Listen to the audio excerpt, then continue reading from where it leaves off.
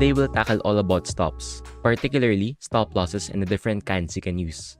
So again, stops are important and are crucial for trading. Going back to handling the risk to reward ratio for each trade, there are 4 usual outcomes for every trade. So there's a big win, a small win, a big loss, and a small loss. So when we trade, our first goal should always be to eliminate the chances of a big loss occurring. So most of the time, our losses should only be small and shouldn't greatly impact our portfolio. So this is where a stop loss comes in. It helps you mitigate your risks while still giving the trade some wiggle room for volatility. There are also different types of stop losses you can use. So there are percentage stops, market structure stops, time stops, and trailing stops. So let's go over each one. And first are percentage stops. So as the name suggests, you usually use a fixed percentage as your stop loss. So for example, if you plan on using an 8% stop consistently, then you would always put your stop loss 8% below your entry price. So although this would mean that sometimes you would be placing your stops above a support level if you use a fixed percent all the time, it's also possible that the decision could be based on your data or on your observation. So let's say you notice that for a certain group of cryptocurrencies, when prices see wild movements to the downside, even if it's still above support, so this could sometimes signal that momentum is dying. So then you can use percentage stops to get out of the trade faster. So for example, if you're again doing a breakout trade, you can use a stop at a percentage where you notice that the retest of the breakout level is already too deep. So this would be again dependent on what you observe and what your trading data tells you. So next are market structure stops. So this one is what we usually use.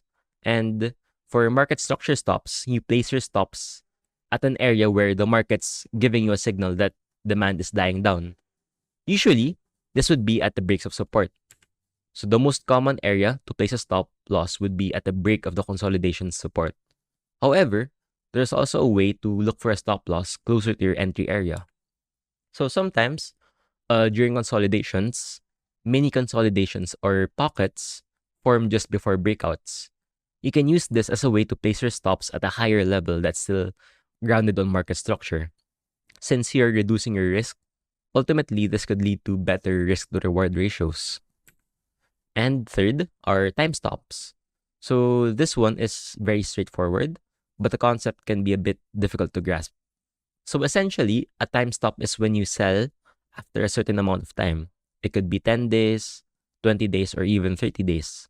So how can something like this be effective since no one can know for sure when a cryptocurrency will start to move? So time stops usually are used whenever you're trying to trend follow or do momentum trades. So since the main idea for the trade is that demand is there and you're trying to catch a trend, prices stalling for too long indicate that either a longer form of accumulation is happening or worse, distribution might have already started. So for example, in most continuation patterns among strong cryptocurrencies, rarely will you see prices range for a long time after a breakout. And when prices do range for too long, this could be one of the first signs that the trend is reversing. So again, you need to observe the markets and figure out the usual timelines for each kind of trade you're making. And lastly, there are trailing stops. So this one's mainly for protecting your rewards when prices already moved in your favor. Usually, you'd want to put a trail stop after prices move higher. So sometimes our initial profit targets aren't hit because the market's volatile. Sometimes prices can reach just below the profit target and then reverse all the way downwards. So trailing stops ensure that our profits are still protected while also giving the trade enough room to wiggle around since yun nga, volatile yung markets. And the simplest method of using a trail stop would usually be using a moving average.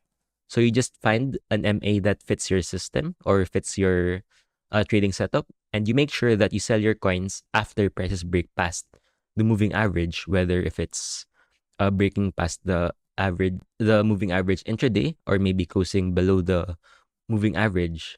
So again, trading data comes into play here since it can help you figure out which MA length works best for you. And just remember that you shouldn't keep it too tight so that you don't choke your trade. Of course, you can also be creative with how you use your stops, and you can also mix them together. So, for example, for this trade, I made use of a market stop and a time stomp. So, just before the breakout of the high, a small pocket was formed, providing a market structure to use as a stop loss for the breakout. So, I sold half on the resistance level, and then the other half was trailed on the 50-day EMA. So, not exactly a big profit, but the point was I was able to protect myself from risks during the move. So may market stop ako just in case it ended in a small loss. And I also protected my profits since prices went back down below my original entry area.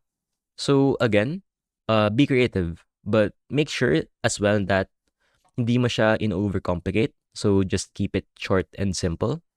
And yeah, that's pretty much it for today. So hope you all enjoyed the lesson.